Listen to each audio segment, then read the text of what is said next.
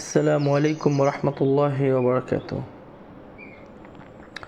আজ আমরা শুনব নবী করিম সাল্লাল্লাহু আলাইহি ওয়াসাল্লামের জীবনের একটি অসাধারণ ঘটনা, যা আমাদের শেখাবে সত্য বলার গুরুত্ব। আপনি যদি সত্য বলার মাধ্যমে জীবন পরিবর্তনের গল্প জানতে চান, তাহলে এই ভিডিওটি কেবলমাত্র আপনার জন্য। দয়া করে ভিডিওটি শেষ পর্যন্ত দেখবেন, এই অনুরোধ রইল।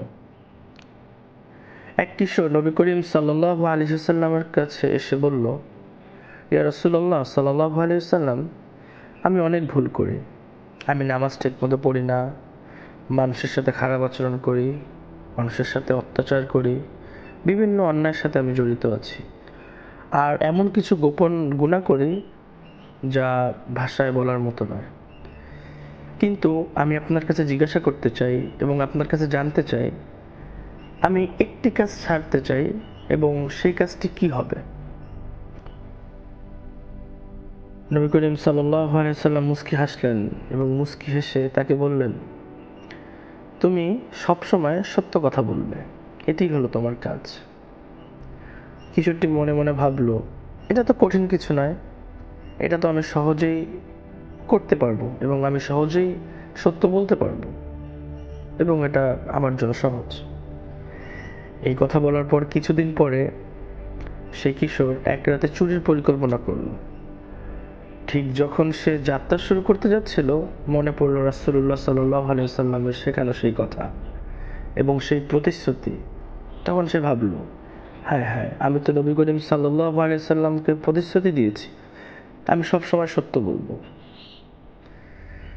যদি আমি চুরি করতে গিয়ে ধরা পড়ে যাই, তাহলে আমি কি করব?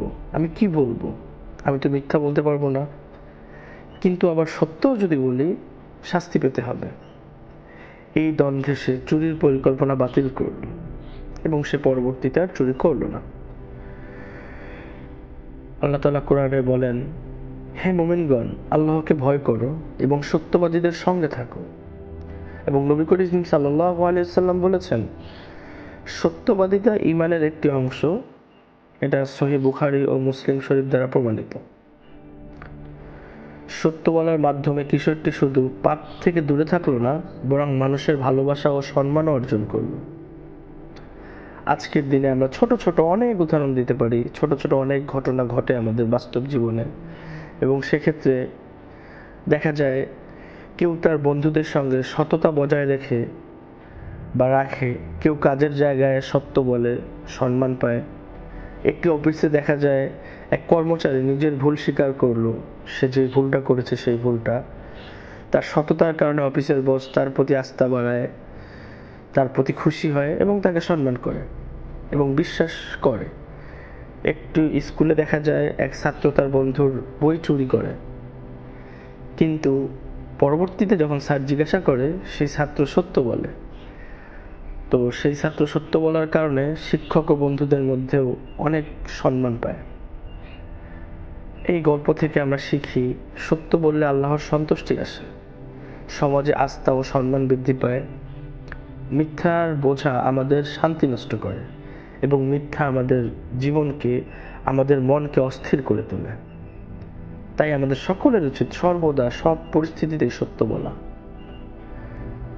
আমাদের জীবনে ছোট ছোট সত্য বলার মুহূর্ত আসে, কখনো বন্ধুদের সঙ্গে, কখনো কাজের জায়গায়, কখনো পরিবারের।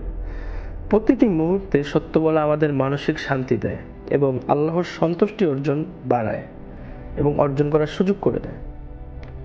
মিথ্যা বলা হয়তো কিছুক্ষণের জন্য সুবিধা দেয়, কিন্তু দীর্ঘমেয়াদে আমাদের সম্মান ও শান্তি নষ্ট করে।